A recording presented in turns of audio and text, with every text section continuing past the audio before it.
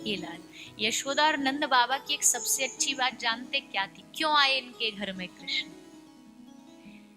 पहली बात तो जब किसी को बेटा, बच्चा, बालक नहीं हो रहा हो तो लोग हजार जगह जाएंगे, संतों के पास जाएंगे, धागे बांधेंगे, मनौती मांगेंगे, संतों से कहेंगे आशीर्वाद दे दो बच्चा हो जाए महाराज जी। नंद यशोदा ने कभी नहीं कहा। इन्होंने क्या किया, इन्होंने बस संतों की सेवा करी। क्योंकि आशीर्वाद कभी मांगने पर नहीं मिलता है, जो मांगने पर मिले वो आशीर्वाद नहीं होता। आशीर्वाद वो होता है जो जब हम सेवा करें और सामने वाले को देख के दिल से जो निकले, वो आशीर्वाद। नंद बाबा के घर में ऐसी कथा आती है कि एक बार चातुर्मास में कुछ साधु आए थे, उन्होंने बाबा ने उनकी सेवा करी और जब वो जाने लगे, बाबा ने उनको प्रणाम किया तो हाथ उठा करके संतों ने आशीर्वाद दे दिया, पुत्रवान भव। अब बाबा ऐसे ऊपर देखे संतों को, तो महाराज मेरी उम्र देखी आपने, वृद्ध अवस्था हो गई, हम धीरे धीरे अब मृत्यु की ओर बढ़ रहे हैं, आप कह रहे हो पुत्र, सोच समझ के तो आशीर्वाद देते। संतों ने कहा बाबा जो सोच समझ के दिया जाए वो आशीर्वाद नहीं होता।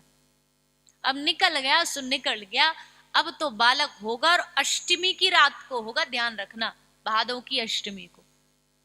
इसलिए ब्रज में 1 महीने पहले से ही उत्सव शुरू हो गया था। नंद उत्सव तो बाद में हुआ, 1 महीना पहले से तैयारी शुरू हो गई कि अष्टमी को लाला आएगा, लाला आएगा। सारे ब्रज में हल्ला था कि अष्टमी को लाला होगा। सुबह से लेके गोपियां ढोलक लेकर के बैठ गई, लाला होएगो, लाला होएगो। दोपहर हो गई, लाला नहीं आए, शाम हो गई, लाला नहीं आए।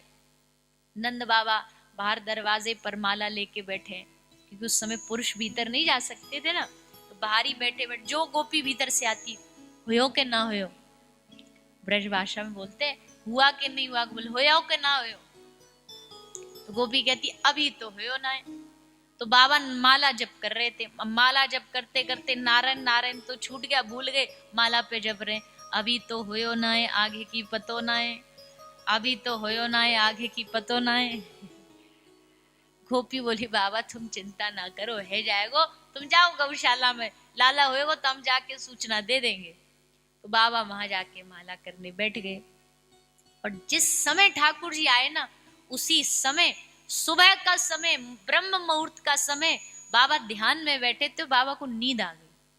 होता नहीं कभी ऐसा कि ध्यान में नींद, पर आज नींद आ गई। और नींद में क्या देखा, सपना।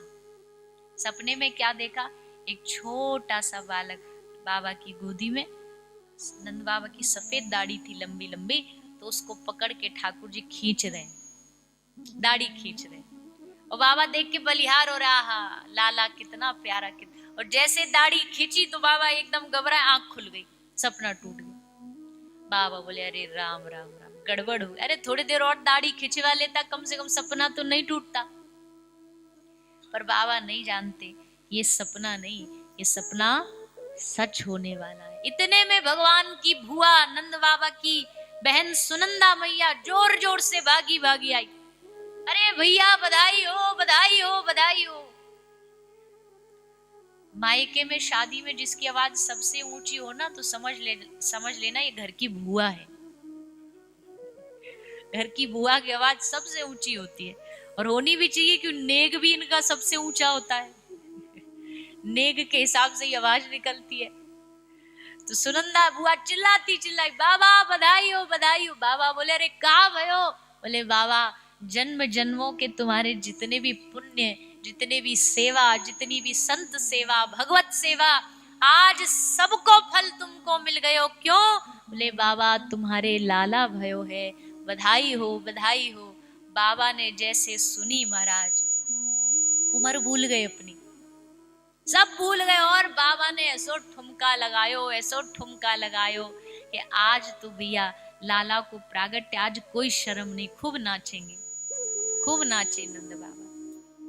ब्रज के ग्वाल वालों ने बाबा को पकड़ पकड़ के नचाया। सुखदेव जी कहते हैं वादित्रानी विचित्रानी, इस नंद महोत्सव में सब विचित्र विचित्र बाजे बजा रहे हैं। किसी के पास इंस्ट्रूमेंट नहीं है तो कोई अपना पेटी बजा रहा है, कोई अपने घुटनों पे ही बैठ के कुछ कुछ बजा रहा है। मतलब सुखदेव जी ने ऐसा वर्णन किया कि आज पूरा ब्रज ऐसा लगा जैसे लाला एक घर में नहीं प्रकट हुआ, घर घर में लाला प्रकट हो गया। सबने अपने घरों को ऐसे सजाया जैसे हमारे घर में कृष्ण आए। और है भी यही, भगवान प्रकट हुए थे ऐसा नहीं है, भगवान प्रकट हैं और भगवान हमेशा प्रकट होते रहेंगे। कृष्ण तब भी थे, कृष्ण आज भी है और कृष्ण आगे भी हमेशा रहेंगे।